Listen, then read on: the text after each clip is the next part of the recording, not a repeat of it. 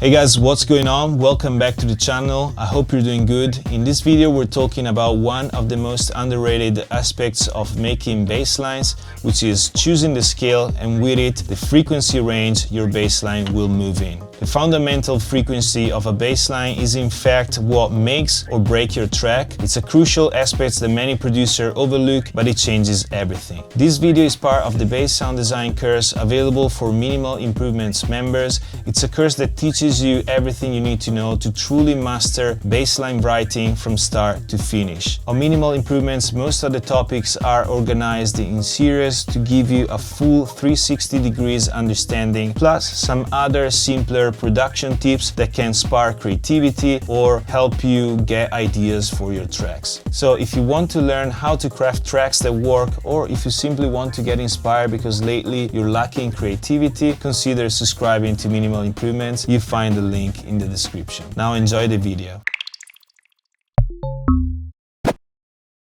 Choosing the right scale is a strategic move when starting your track. You should strategically choose the scale for your track in order to make your bass line, not only but mainly your bass line, work at his best. And this is mainly a matter of frequencies. If you choose a certain scale, we'll use some notes staying in a certain frequency range. If this frequency range is too low or too high, we will have a bass line that has notes that are such low frequency that you barely hear them in your speakers, or on the opposite side that are at such high frequencies that you can't call it anymore a sub bass. You may call it a bass line, but it's still too high to have that impact when you listen to it on a big system or even on your speakers. The choice of the scale also depends on the type of waveform that you use, on the type of bass sound that you use. In fact, if you use a sine wave, you know that a sine wave doesn't have harmonics other than the main harmonic that makes the sound. So, of course, if you choose a note or a scale that is too low, you don't have the help of the higher harmonics to be able to still hear the bass line. Why, if you choose a saw wave, a square wave, or other more elaborated waveforms, you have those higher harmonics that help you to recognize the sound a little bit more and help the sound to come up of your speakers a little bit better. So it depends on those two factors, frequencies and harmonics. I would say that in general, though, there are some scales that are more versatile and they work better with all of the bass sounds that you want to choose. My favorite scales are for sure F minor is my favorite one, but then I also like G minor, E minor sometimes, but that's the lower limit.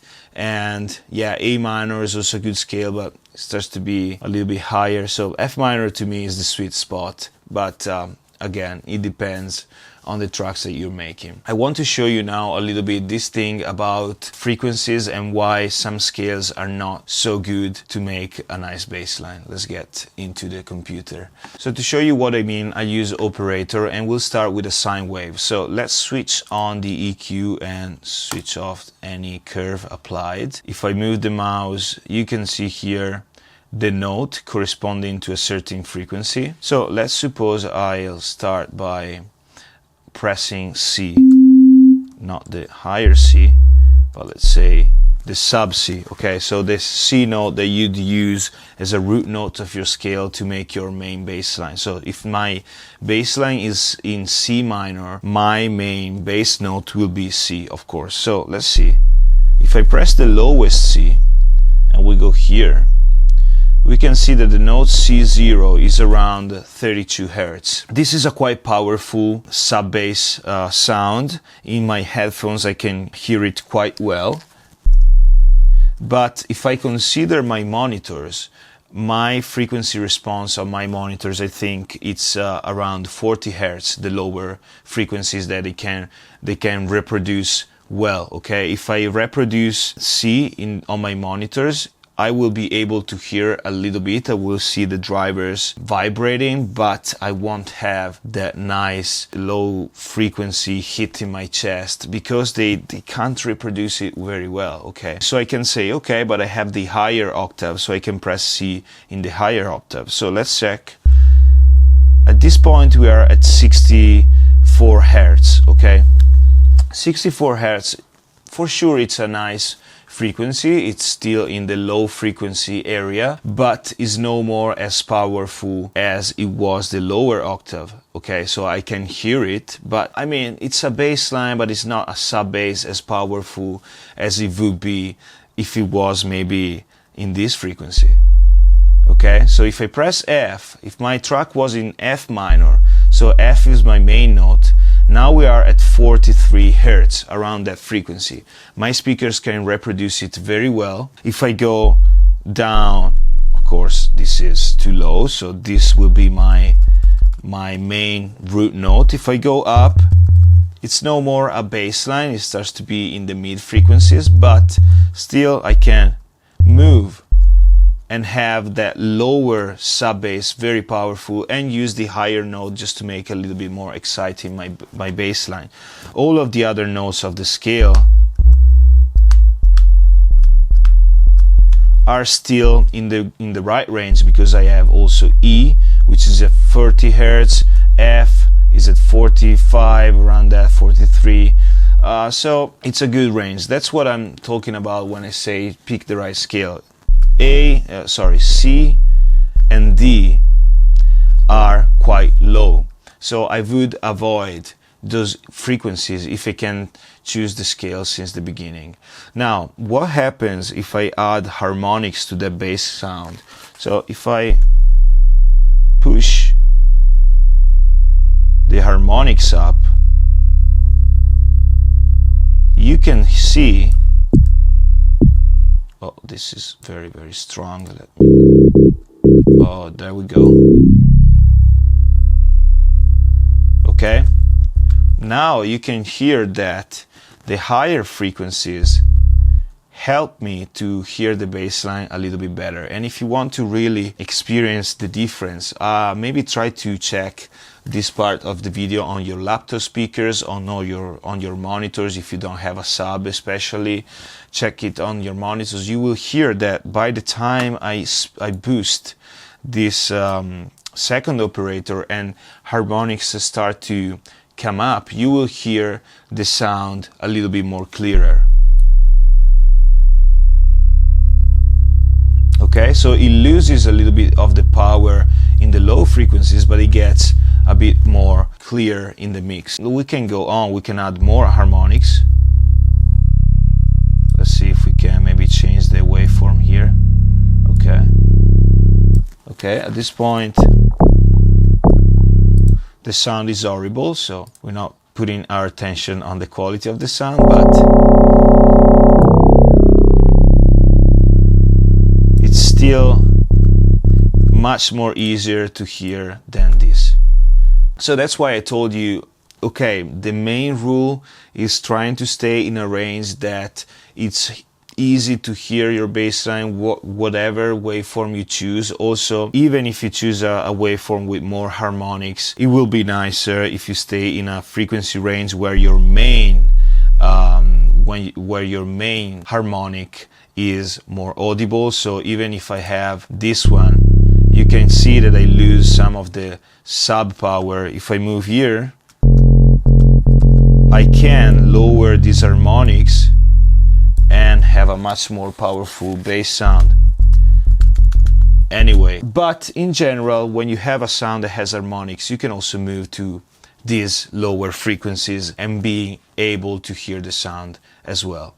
Now, why I'm telling you this? Because as a general rule, this is the path that I would follow. So picking the scale which is in the right range, so E minor, F minor, G minor, A minor, and the scales in between. But you can also go out of this path. For example, my track Portuno, which is a remix that I did for Jacopo Saavedra, is in C minor because the original one was in C minor, and so I decided to keep the scale because Otherwise, some sounds weren't sounding that good. And if we check it, you can hear that the bass sound is still quite audible, because I managed both to choose a sound that had enough harmonics, but also I choose to move between the two octaves in a nice way, so that the bass line was sounding funky and nice, even without having that super powerful sub sound.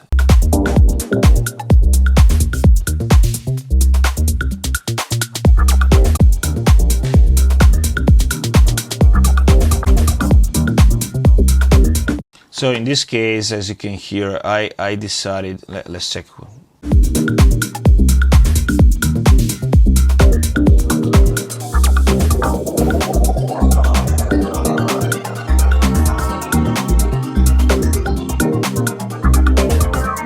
Okay, so as you can hear, I decided to use the higher C. It was this. You can clearly hear. So that the main C was the one around 60 Hertz. So the bass line is not as powerful as if I picked an F minor and, okay, with this, or E, but I couldn't pick the C, because the lower C, because it was basically not coming out of the speaker. It was super weak if I pick this, because on your headphones you can hear something, but trust me, it's not powerful. Okay, even if you have big speakers can arrive at 30 Hertz as the lower sound they can reproduce, and having a sound that is around that frequency is like being at the limit. Okay, so that's my take on it, and that's what I think, and that's why I try to stay away from C. So what I did was using C, but also I used some other lower notes, like this one and this one, because are part of the scale.